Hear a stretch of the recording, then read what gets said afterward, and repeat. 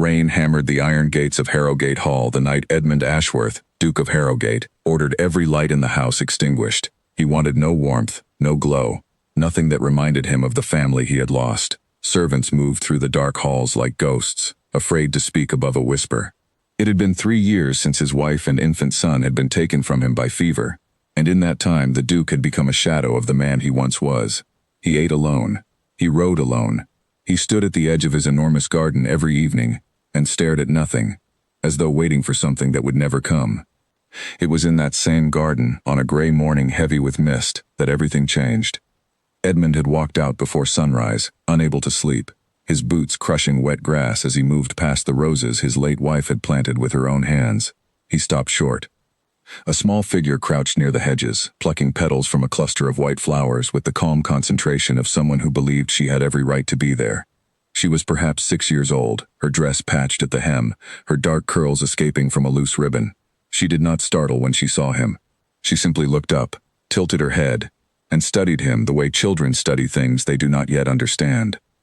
"You're the Duke," she said, not as a question. "I am," Edmund answered, too stunned by her boldness to be angry. "And you are trespassing on my land." "I know," the girl said simply. "But my mama is sick, and these flowers smell like she used to smell before she got sick. I wanted to bring some home so she'd feel better." Something in Edmund's chest tightened, an old ache he had trained himself to ignore. He crouched down so he was closer to her height. "What is your name?" "Lily," she said. "Lily Whitmore. We live past the old mill, near the river." "And where is your father, Lily?" Her face did not crumple with sadness the way he expected. She simply shrugged, the way children do when a truth has become ordinary to them.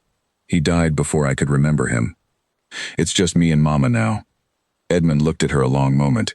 He should have called for a servant to escort her off the property. He should have returned to his empty house and let the silence swallow him again, as it always did.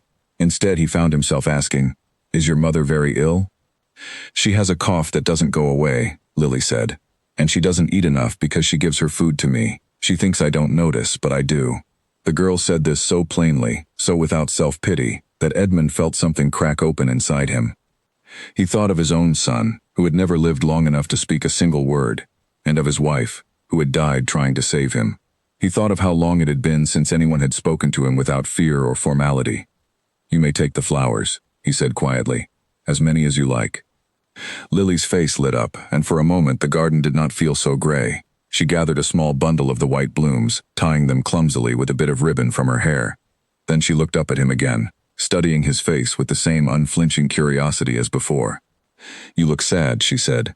Edmund opened his mouth to deny it, out of habit more than honesty, but the girl did not wait for his answer. "My mama says everybody needs somebody," Lily continued. "You don't have anybody, do you? You live all alone in that big house." "I manage," Edmund said, though even as he said it, the words felt hollow. Lily considered this for a moment, the way children consider large and important problems, without the doubt that slows adults down. Then she smiled, a small, certain smile, as though she had solved something that had been troubling her. "Don't be sad, sir," she said. "You can share my mama. She's very good at taking care of people. She could take care of you too, if you wanted." Edmund did not know how to respond. No one had spoken to him with such simple, fearless kindness in years. Every word directed at him since his wife's death had been careful, cautious, wrapped in pity or formality. This child offered him something else entirely, an offer made with the plain logic of someone who did not yet know the world was supposed to be complicated. "That is very generous of you," he finally said, his voice rougher than he intended. "But I could not ask that of your mother. She has enough to care for already." "She wouldn't mind," Lily said confidently. "She likes taking care of people. It's what she does best." A distant church bell told the hour, and Lily's eyes widened. "I have to go before she wakes up and worries. She doesn't know I come here." "Then let me walk you part way," Edmund offered, surprising himself with the words. "The road by the river floods after rain like this." Lily agreed without hesitation, slipping her small hand into his larger one as though it were the most natural thing in the world. Edmund felt the weight of that small hand settle into his palm, and something in him, some frozen and forgotten part, began, very slowly, to thaw. They walked together through the mist, past the edge of his property and down toward the river, Lily chattering the entire way about her mother's cooking, about the neighbor's cat, about 100 small and ordinary things that Edmund had not allowed himself to care about in years. He found himself listening closely, grateful for the noise that filled the silence he had carried for so long. As they neared the old mill, a small cottage came into view, its roof patched, its garden overgrown but tended with obvious care. Smoke rose thin and gray from the chimney. Before they reached the gate, the door opened, and a woman stepped out, wrapped in a shawl too thin for the weather, her face pale, but her eyes sharp with alarm the moment she saw her daughter's hand in a stranger's grip. She called, hurrying down the path despite an unsteadiness in her step that spoke of illness. "Where have you been? I told you never to wander off before." She stopped abruptly when she recognized the fine cut of Edmund's coat, the crest on the button at his collar. Her expression shifted from fear to something more guarded, more wary. "Your Grace," she said, her voice careful, her chin lifting despite her evident exhaustion. "I apologize if my daughter has troubled you." "She has not," Edmund said. "I found her in my garden. I walked her home to be certain she arrived safely." The woman's eyes moved between her daughter and the Duke, searching for some explanation that made sense of this unlikely pairing. "That was kind of you," she said finally, though there was suspicion beneath the courtesy. "I am Clara Whitmore, Lily's mother, Edmund Ashworth," he said, though of course she already knew his name and title. It felt strange to offer it anyway, as though he were simply a man and not a duke, if only for a moment. Clara's cough interrupted whatever she might have said next. A deep, rattling sound that she tried and failed to hide behind her hand. Lily's small face creased with worry, and she pressed close to her mother's side. "You should be resting," Edmund said before he could stop himself, "not standing in the cold." "I am well enough," Clara said, though the paleness of her skin argued otherwise. "Thank you for bringing her home, Your Grace. I will make certain she does not trouble you again." There was pride in her voice, a fierce and stubborn pride that Edmund recognized because he carried a version of it himself. He understood, in that moment, that this woman would rather suffer in silence than accept help from a stranger, especially one so far above her station. "She was no trouble," he said again. "In fact, I found her company rather welcome." Clara's eyes narrowed slightly, as though trying to determine whether he mocked her. Finding no cruelty in his expression, she softened, if only slightly. "That is kind of you to say, Your Grace." Lily tugged at her mother's sleeve. "I told him he could share you, Mama. Since he's lonely and doesn't have anybody." Clara's face flushed crimson, and she opened her mouth to apologize, mortified, but Edmund found himself smiling for the first time in longer than he could remember. "Your daughter has a generous heart," he said. "You should be proud of her." "I am," Clara said quietly, pulling Lily gently against her side. "Every day." An awkward silence settled between them, filled only by the sound of rain beginning to fall again, soft against the thatched roof. Edmund knew he should take his leave, return to his cold and empty house, resume the solitude that had become his only companion, but something kept his feet planted on that muddy path. "If you require a physician," he said finally, "I would be glad to send for one. My family has always kept Dr. Grant on retainer. He is discreet and skilled." "That is not necessary," Clara said quickly, too quickly, the pride in her voice sharpening. "We manage well enough on our own." Edmund did not press the matter, though he noted the hollow of her cheeks, the tremor in her hands, the threadbare state of her shawl. He understood pride. He understood, too, how dangerous it could become when illness went untreated. "Very well," he said, "but the offer remains open should you change your mind." Clara nodded stiffly, clearly eager to end the conversation and retreat into the safety of her small home. "Thank you again for bringing Lily home safely. Good day, Your Grace." She ushered her daughter inside, though Lily turned at the last moment to wave enthusiastically, her small hand fluttering like a bird until the door closed behind them. Edmund stood alone on the muddy path for a long moment, rain soaking through his coat, staring at the crooked little cottage with its patched roof and its garden of struggling herbs. He thought of the warmth in Lily's voice when she spoke of her mother, the fierce love disguised as ordinary chatter.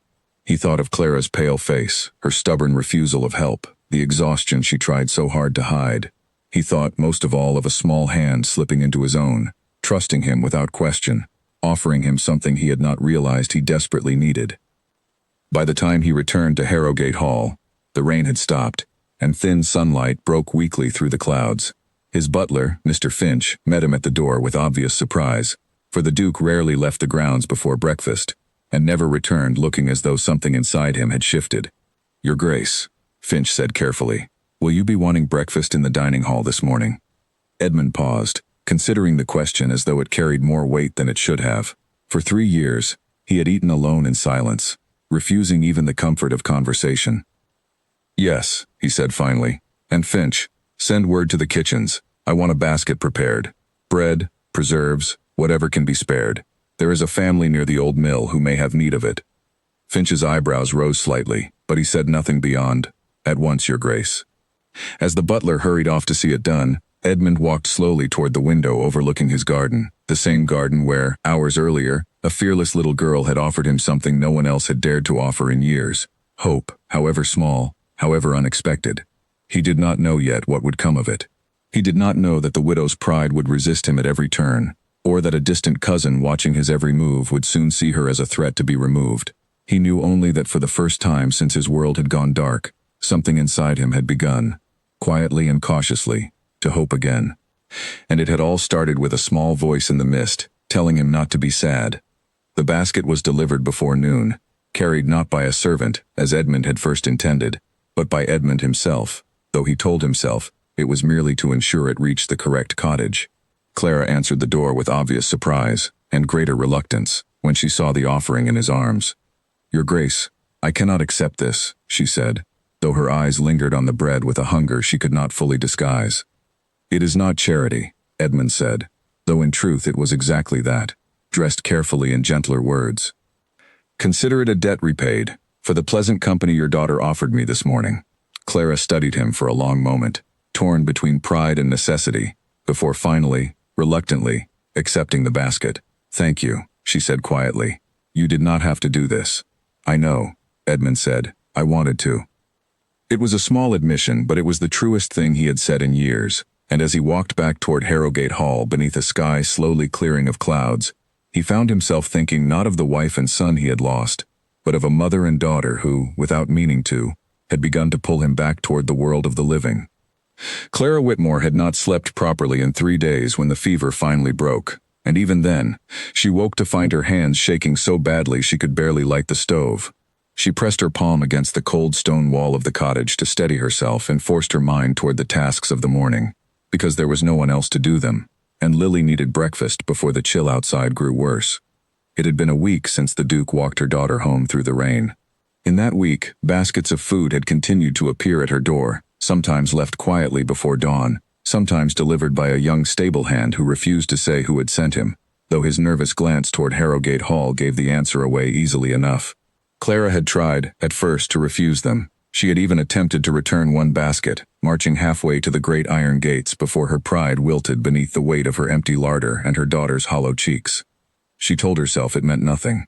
Noblemen were often generous in strange, careless ways, tossing coins and favors at those beneath them the way one might toss scraps to a stray dog, more from habit or boredom than any real concern. She had learned, painfully, not to trust kindness from powerful men. Her late husband's family had taught her that lesson well enough, casting her out the moment her husband died, leaving her with nothing but Lily and a small trunk of belongings, no explanation offered beyond cold and formal silence. And yet, this felt different somehow. The Duke had not sent his gifts through cold formality alone. He had come himself, more than once, standing awkwardly at her gate as though unused to the simple act of offering help without expecting something grand in return. There had been no demands attached to his kindness, no expectation whispered beneath the surface. Just bread. Just firewood, just, once, a small wooden horse carved clumsily by his own hand, left on the doorstep for Lily with no note attached, though Clara recognized his careful, deliberate handwriting on the small tag tied to its mane. She was folding the last of the washing when a knock sounded at her door, firm but not impatient. She opened it to find Edmund standing there, dressed simply for once, without the fine coat and polished boots that marked his station so plainly. Behind him stood a second man she did not recognize, carrying a leather bag. "Your Grace," she said, startled, glancing between the two men. "I did not expect—" "This is Dr. Grant," Edmund said before she could protest. "He was passing near the mill on other business, and I asked him to look in on you, given your cough has not improved." Clara's spine stiffened immediately. "I told you, Your Grace, that was not necessary. It was not for you that I asked it," Edmund said quietly, his gaze steady on hers. "It was for Lily. A child should not lose her mother to a cough left untreated out of pride." The words struck Clara harder than any argument could have. She looked past him to where Lily sat on the cottage steps, watching the exchange with wide, worried eyes, and she felt the fight drain out of her all at once. "Very well," she said quietly, stepping aside to let the physician enter, "for Lily's sake." Dr. Grant examined her carefully, listening to her chest, asking careful questions about her appetite, her sleep, the persistent cough that had plagued her for weeks. Edmund waited outside with Lily, crouching down to listen with real attention as the girl explained, in great and serious detail, the names she had given to each of the chickens kept by their elderly neighbor. When the doctor finally emerged, his expression was grave but not without hope. "It is not consumption, thankfully," he told Edmund quietly, out of Clara's hearing. "But it is close to becoming something worse if left untreated. She needs rest, proper food, and warmth through the winter months. Continued strain will only worsen her condition." Edmund's jaw tightened. "What does she need?" "Time, mostly," Dr. Grant said, "and fewer burdens than she currently carries alone." That evening, after Dr. Grant had departed with instructions and a small collection of remedies, Edmund lingered longer than he intended, watching as Clara prepared a thin broth for dinner, her movements careful and economical, as though every gesture had to be measured against how much strength she had left to spend. "You work too hard," he said finally, breaking the silence that had settled comfortably, unexpectedly between them. "I work as much as I must," Clara replied, not looking up from the stove. "There is no one else to do it." "There could be help," Edmund offered carefully. "A position perhaps within my household, mending or needlework. Something that would not demand the labor your body can no longer safely bear." Clara turned to face him then, her expression a complicated mixture of gratitude and wariness. "And why would you offer such a thing to a stranger, Your Grace?" Edmund considered his answer carefully before speaking.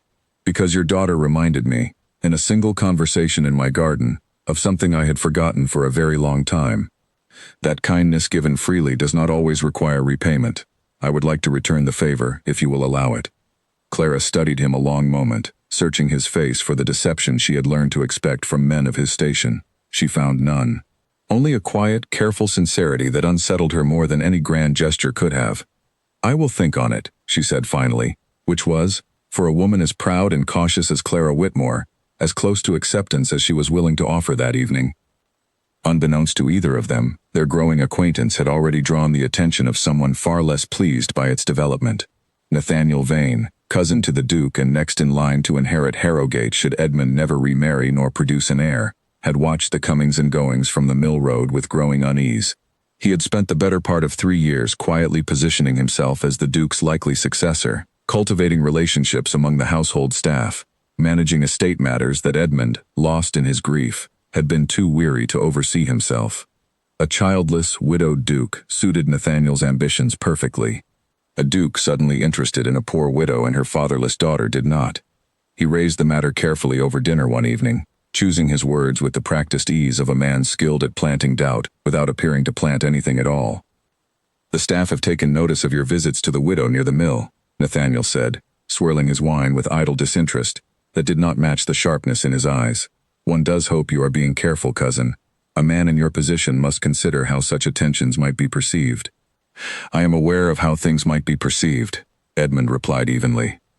"I am also aware that a child nearly died of neglect while her mother worked herself into illness, and that I was in a position to prevent further suffering.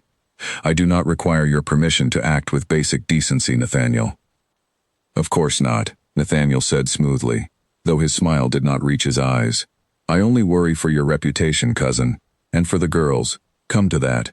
Widows in her position have been known to seek advantageous attachments through less than honest means. I would hate to see you taken advantage of, particularly in your current state of mind." Edmund's expression darkened. Clara Whitmore has asked for nothing beyond what was necessary to keep her daughter fed and healthy. If anything, she has refused my help at every turn out of pride, not ambition. "As you say," Nathaniel replied, raising his glass in a small, mocking toast. "I only hope you are right." But even as he spoke the words, Nathaniel's mind had already begun turning toward other avenues, other ways of learning more about this widow who had so unexpectedly captured his cousin's attention. If there was nothing to find, he told himself, there was no harm in looking. And if there was something, some scandal buried in her past, some detail that might convince Edmund to send her away, well, that would suit his purposes far better than idle worry ever could. Days passed, and Clara found herself, despite every instinct toward caution, growing accustomed to the sight of Edmund walking the road toward the mill each evening. He came less often bearing baskets now, and more often simply to sit with her by the small fire, or to walk with Lily through the fields behind the cottage while the girl chattered endlessly about whatever small wonder had caught her attention that day. He did not push her further about the position within his household, though the offer remained, unspoken but present, in every visit. Instead, he seemed content simply to be near them, to listen to Lily's stories, to watch Clara's color slowly return as rest and proper food began to repair what months of hardship had worn away. One evening, as autumn winds began stripping the last leaves from the trees, Clara found herself watching Edmund from the cottage window as he taught Lily how to skip stones across the shallow stream behind their home, his laughter, rusty from disuse, carrying faintly on the wind.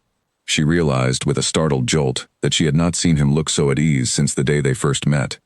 She thought of her late husband, gone before Lily could remember his face, and the bitter years that followed his death, when his family had turned her out with nothing but cruel words and cold silence. She thought of how carefully she had built walls around her heart since then, certain that trust only ever led to greater loss. And yet here was this Duke, this powerful, grieving man, kneeling in the mud beside her daughter, patient and gentle, in a way she had not expected from someone of his station.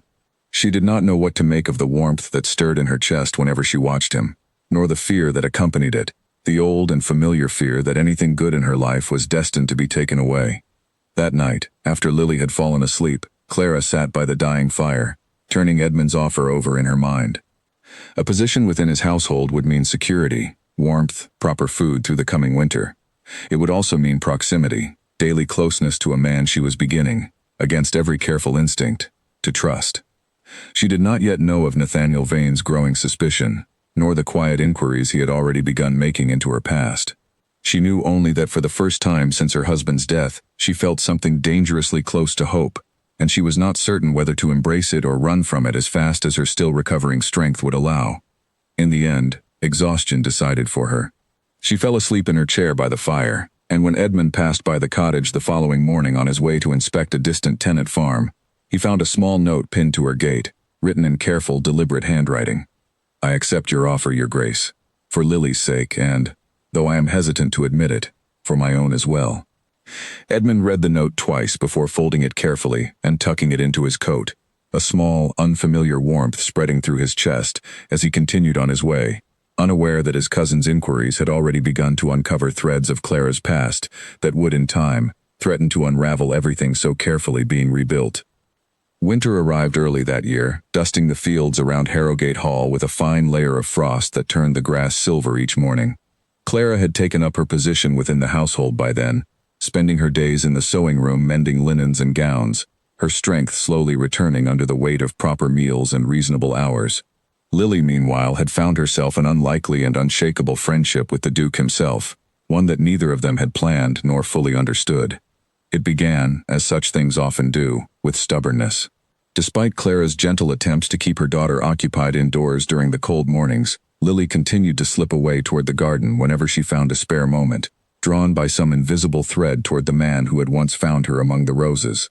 Edmund, for his part, made no effort to discourage her visits, though he insisted, with mock severity, that she wear a heavier coat if she intended to keep tracking mud across his prized flower beds. "You're supposed to be working," Lily informed him one frosty morning, watching him inspect a row of dormant rose bushes with the seriousness of a man conducting important estate business. "I am working," Edmund replied. "Gardens require attention even in winter, or they will not bloom properly come spring." Lily considered this explanation with obvious skepticism. That sounds like something grown-ups say when they don't want to admit they're just standing around. Edmund could not suppress a short laugh, surprised, as he often was these days, by the girl's blunt and unfiltered honesty. You may be onto something there. Their friendship, unlikely as it was, had become a source of quiet joy for both of them. Edmund found himself looking forward to her small interruptions throughout the day, her endless stream of questions about everything from the proper care of roses to why the stars disappeared during the daytime. In turn, Lily seemed to have decided, with the absolute certainty children often possess, that the Duke was now a permanent and important fixture in her small world, someone to be teased and questioned and, increasingly, adored. It was during one of these garden visits that Lily, without warning, called him something that startled them both into silence. "Papa," she said, tugging at his sleeve to show him a beetle she had discovered beneath a stone. "Look what I found." The word hung in the cold morning air between them, unplanned and unretracted. Lily's eyes widened slightly, as though she had surprised even herself, and for a moment neither of them spoke. "I'm sorry," Lily said quietly, her small face suddenly uncertain. "I didn't mean to say that. It just came out." Edmund crouched down to her level, his throat tight with an emotion he could not quite name. "You need not apologize," he said gently. "I am not upset. But you're not my papa," Lily said, studying his face carefully, searching for some sign of what he truly felt. "My real papa died before I was born, almost. Mama says he was kind, but I don't remember him at all." "No," Edmund agreed softly. "I am not your father, but I am glad to be your friend, Lily, whatever else I may be to you." Lily seemed to accept this answer, though she continued to study him a moment longer, before returning her attention to the beetle, as though the matter had been settled to her satisfaction. Edmund, however, found himself unable to shake the word from his thoughts for the remainder of the day, turning it over and over in his mind as he moved through his usual duties, distracted in a way he had not been in years. That evening, he sought out Clara in the sewing room, finding her bent over a length of fine linen, her needle moving with practiced precision despite the tiredness evident in the set of her shoulders. "Your daughter called me Papa today," he said without preamble, watching her reaction carefully. Clara's needle stilled. She looked up slowly, color rising in her cheeks. "I am so sorry, Your Grace. Children say things without thinking. I will speak with her. Make certain she understands." "I did not come to complain," Edmund interrupted gently. "I came because I did not know what to feel about it, and I thought perhaps you might understand better than I do."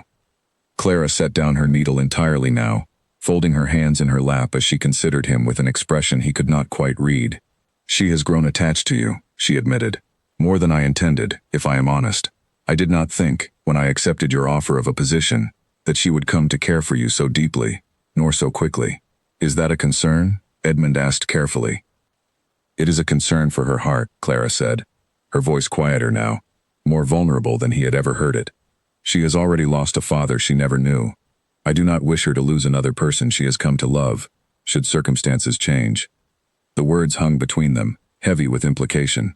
Edmund understood, without her having to say it plainly, that Clara was speaking not only of her daughter's heart, but of her own as well. "I do not intend to disappear from either of your lives, Clara," he said quietly, using her given name for perhaps the first time since they had met. "Whatever else happens between us, I care for Lily. And I have come to care for you as well, more than I believe either of us anticipated when we met in that garden." Clara's breath caught audibly. She looked away, out the frost-covered window, her expression a battlefield of hope and fear in equal measure. "You are a duke," she said finally, "and I am a widow with no fortune, no family name of consequence, nothing to offer a man of your station beyond gratitude for kindness already given." "You offer more than you realize," Edmund said. "You offer honesty, warmth, a reminder that life continues beyond grief, if one is brave enough to reach for it. I had forgotten that lesson until your daughter taught it to me in the middle of my own garden." Clara turned back to face him, tears gathering unexpectedly in her eyes, though she blinked them back quickly, unwilling to let herself fall so easily into vulnerability. "I do not know what to do with such words, Your Grace." "You need not do anything with them tonight," Edmund said gently, offering her a small, understanding smile. "I only wished you to know how I feel, whatever you choose to make of it." He left the sewing room shortly after, allowing her the privacy to process his admission, without the pressure of an immediate response. Clara sat alone for a long while afterward, staring at the frost patterns forming on the window glass, her heart caught between the safety of caution and the terrifying possibility of allowing herself, after everything, to hope again.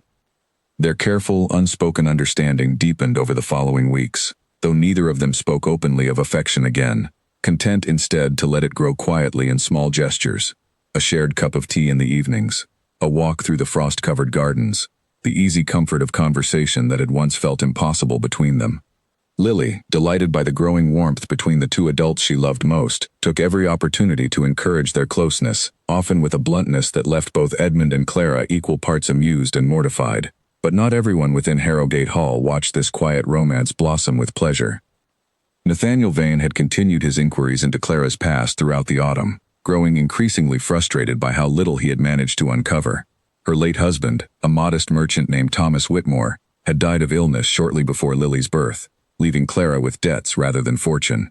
His family, wealthy but distant, had cut all ties with Clara following his death, offering no explanation beyond vague and unkind insinuations about her character. It was this detail, buried in old correspondence Nathaniel had managed to acquire through a well-placed bribe to a former Whitmore family servant, that finally gave him something to work with. The letters hinted, without stating outright, that Clara's marriage to Thomas Whitmore had been hastily arranged, and that questions had once been raised about the timing of Lily's birth relative to the wedding itself. It was not proof of any real wrongdoing. It was, at most, the kind of gossip that could be twisted into scandal if presented to the right ears in the right way. But scandal, Nathaniel knew, did not require truth to be effective. It required only enough doubt to poison what had been carefully built. He tucked the letters away for the time being, waiting for the right moment to use them, watching with growing unease as his cousin's affection for the widow and her daughter continued to deepen with each passing week. If Edmund married Clara, if he claimed Lily as his own in truth rather than mere friendship, Nathaniel's carefully cultivated position as heir would crumble entirely. He needed a plan, one more precise than mere gossip, one that would ensure Clara's departure from Harrogate before matters progressed any further. Meanwhile, unaware of the danger quietly gathering around her, Clara found herself, for the first time in years, allowing herself small moments of genuine happiness. She laughed more easily now, her health continuing to improve under the steady care Edmund had insisted upon. Lily thrived in the warmth of the great house, her cheeks filling out, her laughter ringing through the halls in a way that had brought life back into rooms long left silent and cold. One evening, as the first true snow of the season began falling outside the tall windows of the drawing room, Edmund found Clara sitting quietly by the fire, watching Lily sleep peacefully on a nearby settee, worn out from an afternoon spent building a small snowman in the garden with the stable hands. "She looks happy here," Clara said softly, not looking up as Edmund settled into the chair beside her. "Happier than I have seen her in a very long time." "As do you," Edmund replied gently. Clara allowed herself a small, genuine smile, the kind she rarely permitted herself these days. "I did not expect this when we first met. I expected charity, perhaps, offered out of guilt or boredom. I did not expect kindness that asked for nothing in return. I did not expect to feel safe again." "Do you feel safe now?" Edmund asked quietly. Clara considered the question carefully before answering. "I am beginning to," she admitted, "which frightens me more than I care to admit, given how quickly safety can be taken away." Edmund reached out then, gently taking her hand in his, a small gesture that carried the weight of everything neither of them had yet dared to say aloud. "I intend to ensure it is not taken from you again, Clara. Whatever it requires of me." She did not pull her hand away. For a long moment, they sat together in comfortable silence, watching the snow fall outside the window, and Lily sleep peacefully nearby, the fragile beginnings of a family neither of them had expected to find, quietly taking shape between them.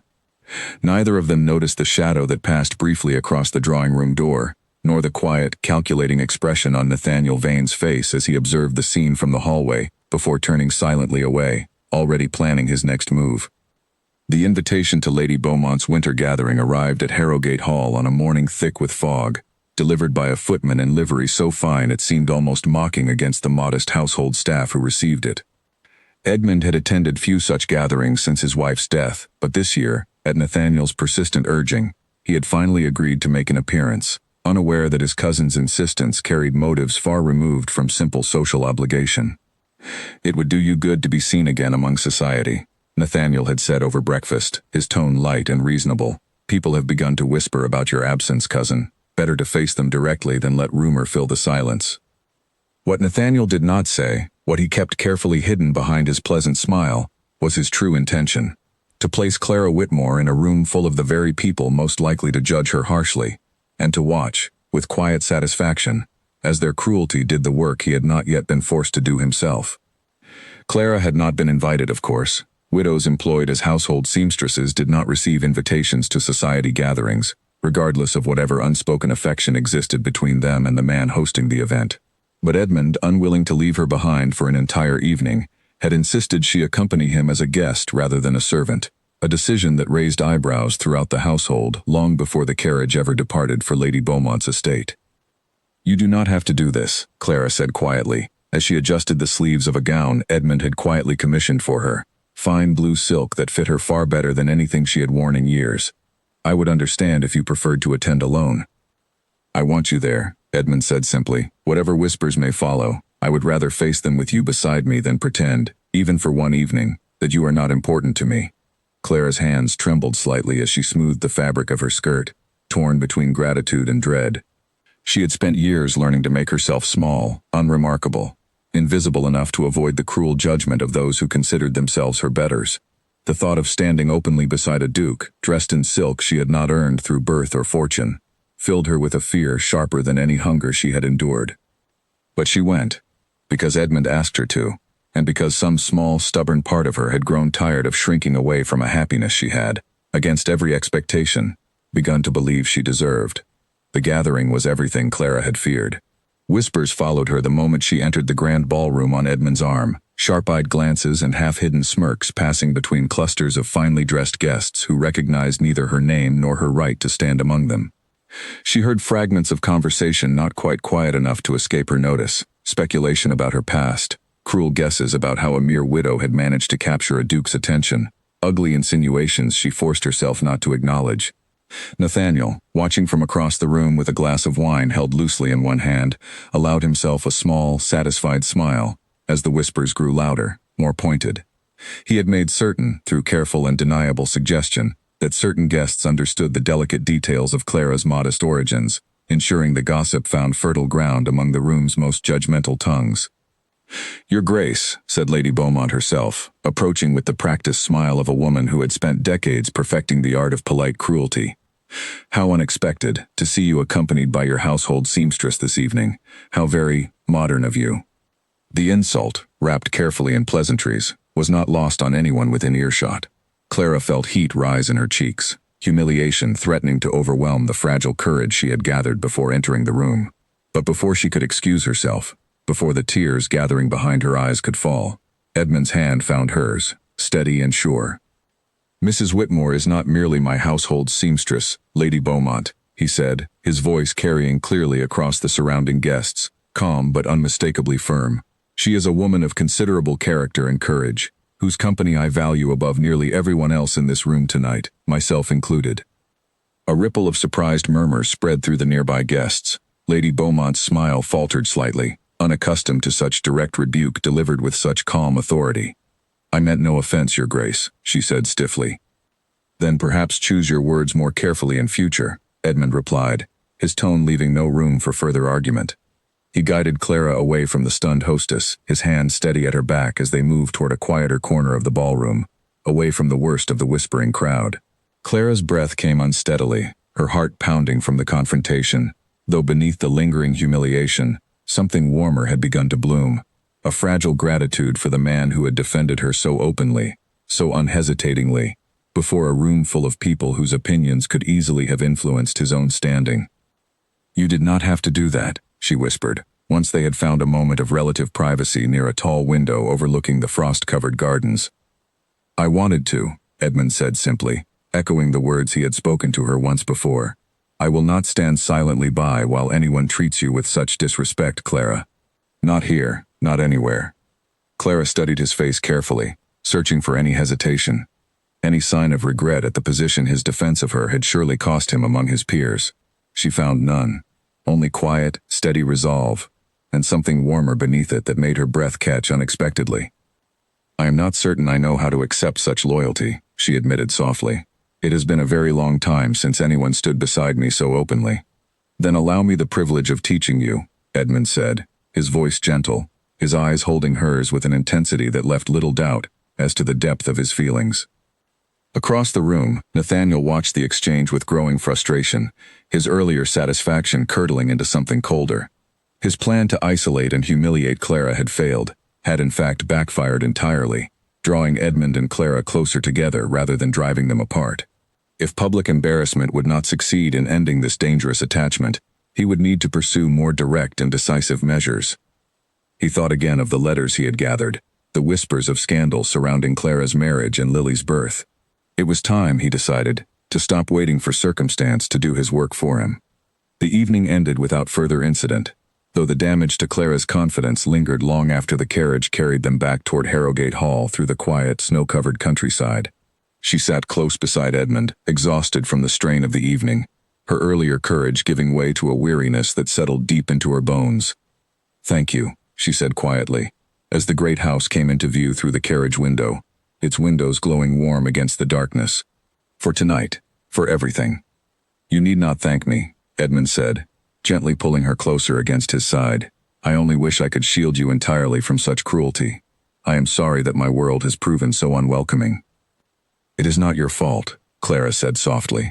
"The world has never been especially welcoming to women in my position. I have long since made my peace with that reality." "Perhaps," Edmund said, "it is time the world learned to be better." They arrived home to find Lily waiting up despite the late hour, having convinced Mrs. Dalton, the housekeeper, to let her stay awake until their return. She rushed to greet them the moment they entered, full of eager questions about the grand ballroom and the fine gowns and whether there had been dancing. Clara knelt to embrace her daughter, grateful beyond words for the small, uncomplicated joy Lily brought into every room she entered, a welcome relief after the harsh judgment of the evening's gathering. "Was it a good party, Mama?" Lily asked, studying her mother's tired face with obvious concern. "It was an interesting evening," Clara said carefully, glancing toward Edmund with a small, grateful smile. "But coming home to you is always the best part of any evening, my darling girl." Later that night, once Lily had finally been coaxed to sleep and the great house had settled into quiet, Edmund found himself standing alone in his study, staring into the dying embers of the fire, turning over the evening's events in his mind.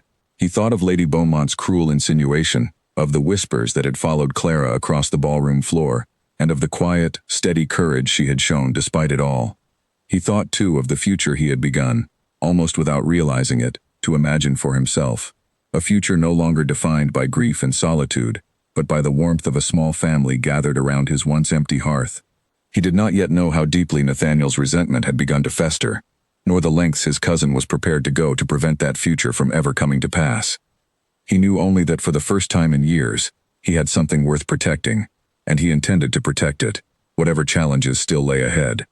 Nathaniel Vane chose his moment carefully, waiting until a morning when Edmund had ridden out to inspect a distant tenant farm, leaving Clara alone in the sewing room with only the quiet company of her needle and thread. He found her there shortly after breakfast, closing the door softly behind him, with a deliberate care that immediately set her nerves on edge. "Mrs. Whitmore," he said, his voice pleasant in a way that did not match the coldness in his eyes. "I wonder if I might have a word." Clara set down her needle, folding her hands carefully in her lap, though her heart had already begun to pound with an instinctive wariness she could not fully explain. "Of course, Mr. Vane. How may I help you?" Nathaniel moved further into the room, taking his time, allowing the silence to stretch uncomfortably before he finally spoke. "I have taken the liberty, these past weeks, of learning a bit more about your history. Your late husband's family, in particular, proved surprisingly willing to share certain details, once properly encouraged." Clara's blood ran cold. She kept her expression carefully neutral, though her hands tightened in her lap. "I do not see what business my late husband's family is of yours, Mr. Vane." "Perhaps none at all," Nathaniel said, his smile widening slightly, "were it not for the rather delicate nature of what they shared. It seems there were questions, at the time of your marriage, regarding the circumstances of your daughter's birth. Questions that, if made public, might prove rather damaging to your reputation, and, by extension, to my cousin's." Clara felt the room tilt slightly around her, old fears she had buried deep beneath years of careful silence rising sharply to the surface. "Those were cruel lies," she said, her voice trembling despite her effort to remain composed, "spread by a family who never wanted me, who looked for any excuse to cast me aside after Thomas died." "Perhaps they were lies," Nathaniel said, his tone maddeningly reasonable. "Or perhaps there was some truth buried within them. It hardly matters which, Mrs. Whitmore. What matters is how easily such rumors might spread, should they reach the right ears within society.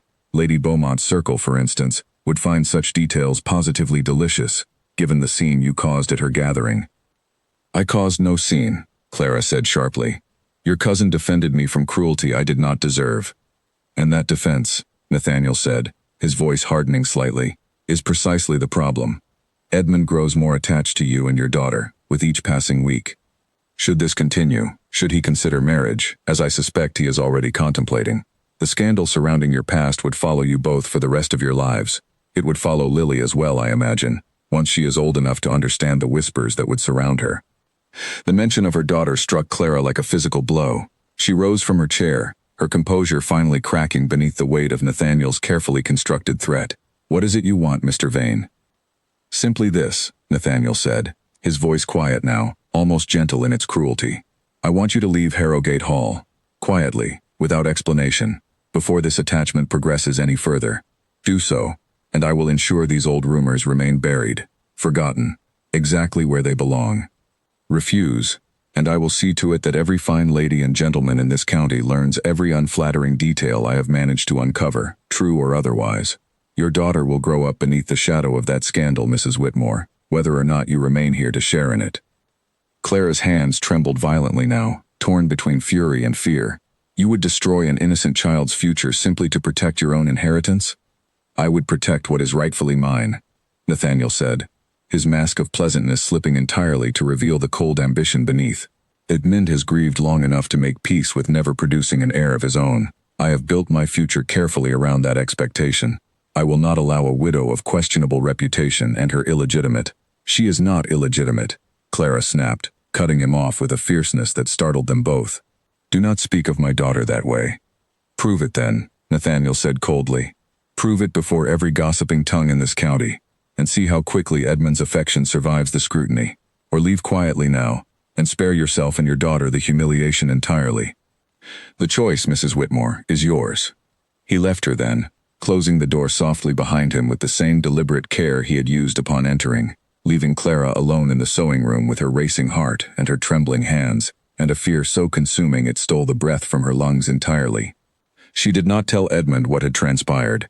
She could not bring herself to burden him with the choice Nathaniel had forced upon her, nor risk the possibility, however small, that the scandal might prove damaging enough to cost him everything he had worked to rebuild since his wife's death. She thought of Lily, sleeping peacefully in the room down the hall, blissfully unaware of the danger gathering around the fragile happiness they had only just begun to build. That night, long after the household had fallen silent, Clara sat awake in her small room, staring at the modest trunk that held everything she and Lily had brought with them to Harrogate Hall months earlier. She thought of the years of hardship before Edmund's kindness had found them, the cold cottage, the empty larder, the constant gnawing fear of what might happen should her health finally fail entirely. She thought, too, of everything she stood to lose should Nathaniel's threats become reality. Not merely comfort and security, but the warmth of a home she had never expected to find again. The quiet joy of watching Lily flourish under Edmund's gentle attention. The fragile, precious hope of a love she had believed herself unworthy of ever finding. She could not risk Lily's future for her own happiness. She had learned that lesson painfully once before, watching her husband's family destroy what little security she had built for herself and her unborn child out of nothing more than cruel prejudice and wounded pride. She would not allow history to repeat itself, not when she still had the power to prevent it. By morning, her decision had been made. She rose before dawn, moving quietly through the darkened halls to avoid waking the household, gathering what few belongings she and Lily had accumulated during their months at Harrogate. Lily stirred sleepily as her mother lifted her gently from bed, wrapping her in a warm blanket against the early morning chill. "Mama," Lily murmured, confusion evident in her sleepy voice. "Where are we going?" "We have to leave, my darling," Clara whispered, her voice tight with barely contained emotion. "Just for a while. I will explain when you are older." "But what about the Duke?" Lily asked, more awake now, alarm creeping into her small voice. "What about Papa? Won't he be sad if we leave without saying goodbye?" The word Papa struck Clara like a blade through the heart, but she forced herself to remain steady, to continue gathering their few belongings despite the tears threatening to fall. "He will understand, Lily. Someday I hope he will understand." They slipped out through the servants' entrance just as the first gray light of dawn began creeping over the horizon, Clara clutching her daughter's hand tightly as they made their way down the long drive away from Harrogate Hall, away from the warmth and safety they had only just begun to trust, toward an uncertain future built once again on nothing but her own determination to protect her child at any cost. Behind them, unaware of their departure, Edmund slept fitfully in his own chambers, plagued by a vague, unsettled feeling he could not quite name, as though some part of him already sensed the loss gathering just beyond his reach. He discovered the truth shortly after sunrise, when Mrs. Dalton, the housekeeper, knocked urgently on his study door, her expression grave with concern. "Your Grace," she said, wringing her hands nervously. Mrs. Whitmore and young Lily are nowhere to be found. Their room has been cleared of their belongings. No one saw them leave. Edmund's blood ran cold. He rose immediately from his desk, already moving toward the door. When was she last seen? Not since last evening, Your Grace. She seemed troubled during dinner, though she said nothing of her plans. Edmund's mind raced through the possibilities, searching for some explanation that made sense of Clara's sudden, unexplained departure. He thought of the confrontation with Lady Beaumont, of the whispers that had followed her through the ballroom, of every small doubt she must have carried despite his efforts to reassure her. Had he failed her somehow? Had the cruelty of society finally proven too much for her fragile, hard-won trust to withstand? It was Mr. Finch who finally uncovered the truth, arriving breathlessly at the study door with a piece of information that changed everything.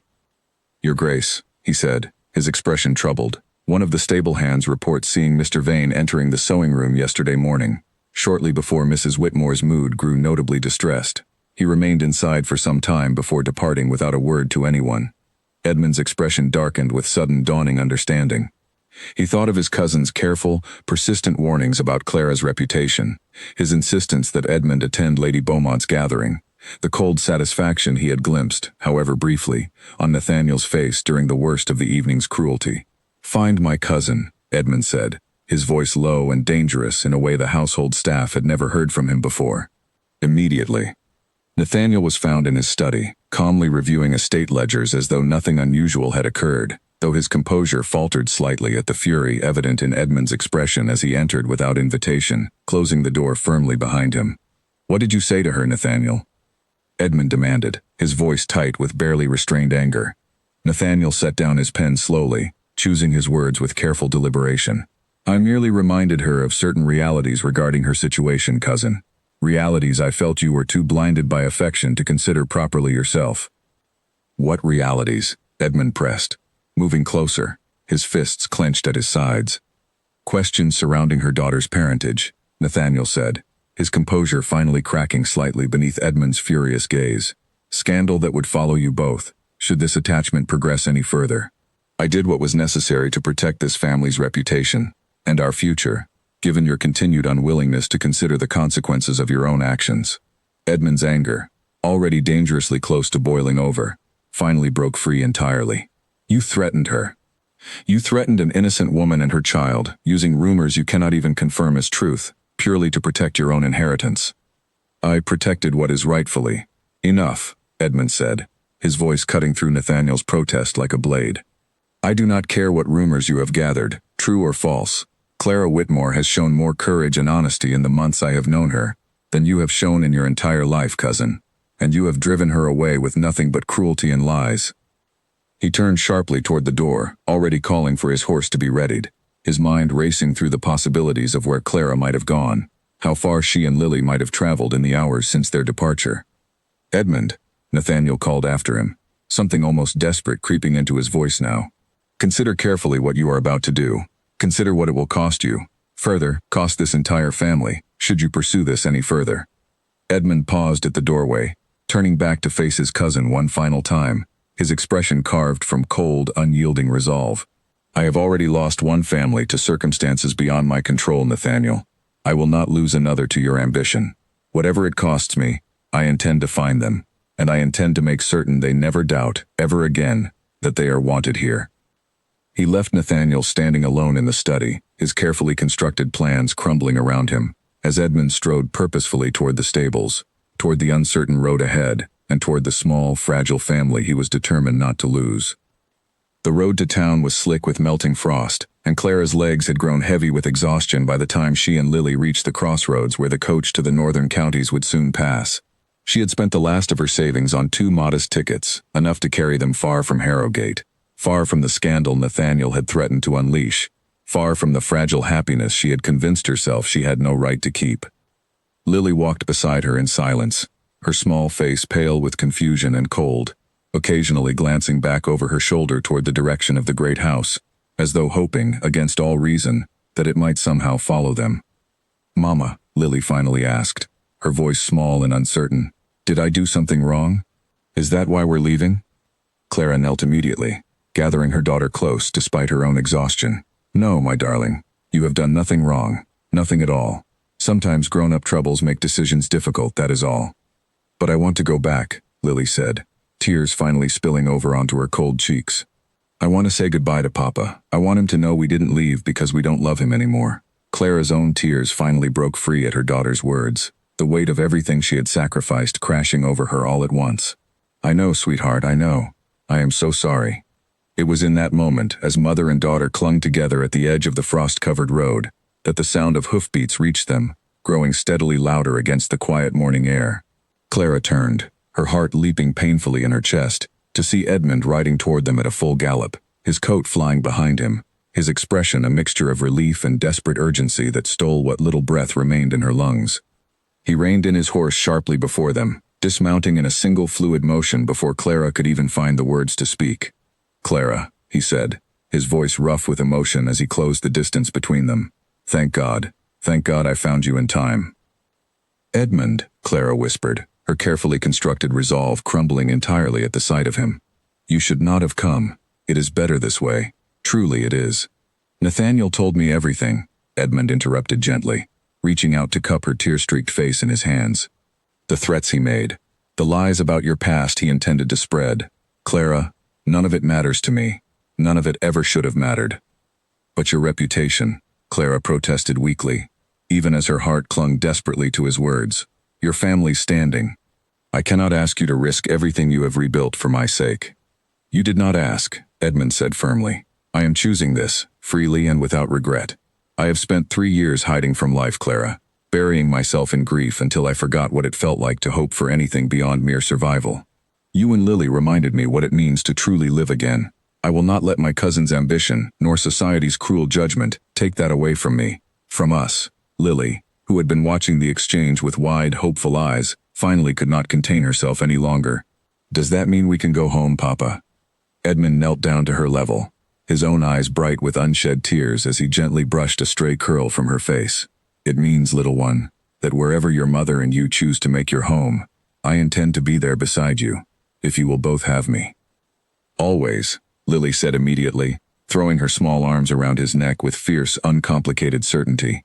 Edmund rose slowly, still holding Lily close against his side, and turned his full attention back to Clara, whose tears now fell freely, though her expression had shifted from despair into something far more fragile and hopeful. "I love you, Clara Whitmore," he said simply, the words carrying the full weight of everything he had come to feel since that misty morning in his garden months before, not out of pity nor obligation, nor loneliness, though I confess all three drew me toward you at first. "I love you because you have shown me, every single day since, what true courage and honesty look like. I do not wish merely to share your daughter's affection any longer. I wish to belong to this family entirely, if you will allow it." Clara closed the remaining distance between them, her hands trembling as she reached up to touch his face, searching his eyes one final time for any trace of doubt or hesitation. She found none, only steady, unwavering devotion that finally allowed the last of her carefully guarded walls to fall away completely. "I love you too," she whispered. "I have for some time now, though I was too frightened to admit it, even to myself." Edmund closed the distance between them entirely then, drawing her into an embrace that spoke more clearly than any words could, of everything they had both endured to arrive at this single, precious moment. Lily, still held securely against her mother's side, giggled with delighted satisfaction at finally seeing her careful plan, hatched months earlier in a quiet garden, come fully to fruition.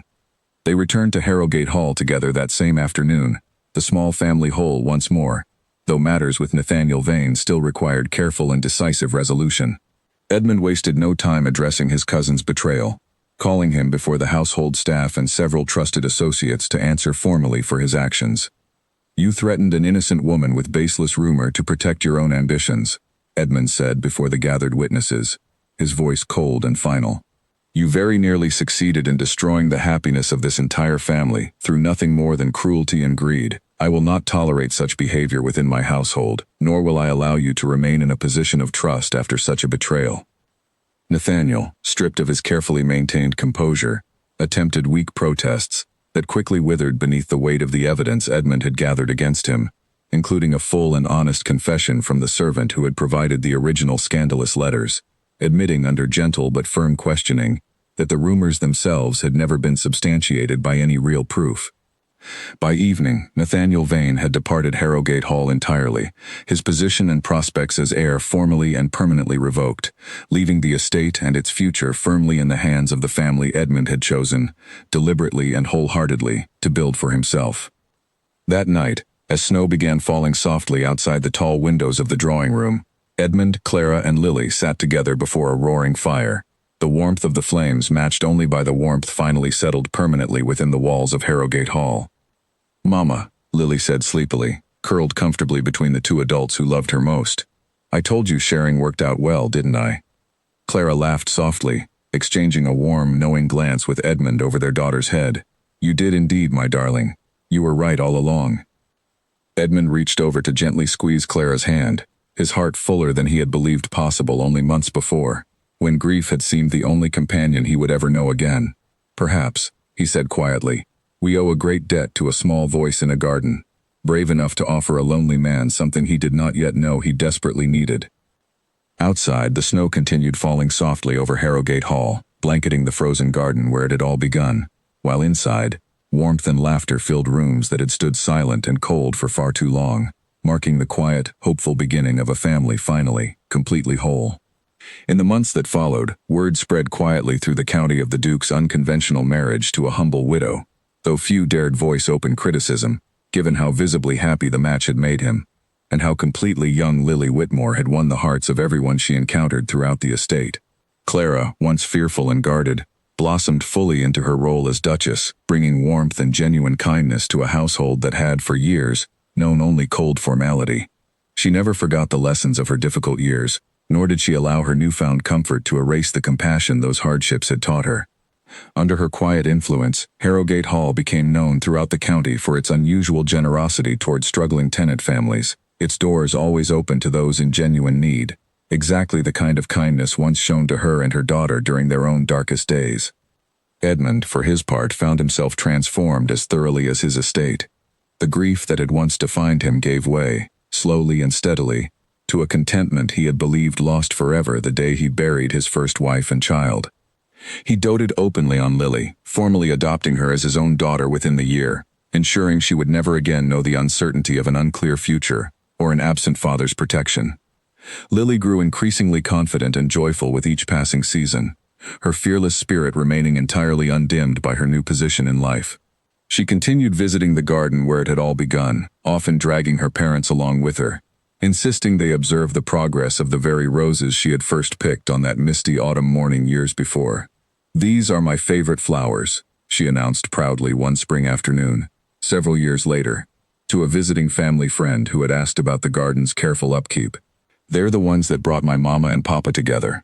Clara and Edmund exchanged a warm, knowing smile at their daughter's words, both remembering clearly the small, fearless voice that had first offered comfort to a grieving duke among those very same blooms. The scandal Nathaniel had once threatened to expose never resurfaced, its power dissolved entirely by the genuine happiness and mutual devotion so evident within the Ashworth household that few among the county's gossiping tongues found any fertile ground left to exploit. Nathaniel himself relocated to a distant estate inherited through a lesser branch of the family, his ambitions permanently curtailed, his name rarely spoken again within the walls of Harrogate Hall. Years later, as Lily grew into a thoughtful and compassionate young woman, she would often recall, with quiet fondness, the morning she had first found a sad, lonely Duke standing alone among the roses, and the simple, fearless offer she had made without fully understanding its consequences. She never regretted that small act of childish generosity, nor the family it had ultimately created from nothing more than a shared garden, a widow's quiet courage, and a duke's willingness, finally, to let himself hope again. And so, in the end, the small voice that once told a grieving man not to be sad had given him something far greater than mere comfort. It had given him an entire family, one built not on obligation or convenience, but on genuine love, hard-won trust, and the simple, enduring truth that kindness offered freely, even by the smallest and most unexpected voices, has the power to heal even the deepest and most stubborn sorrow.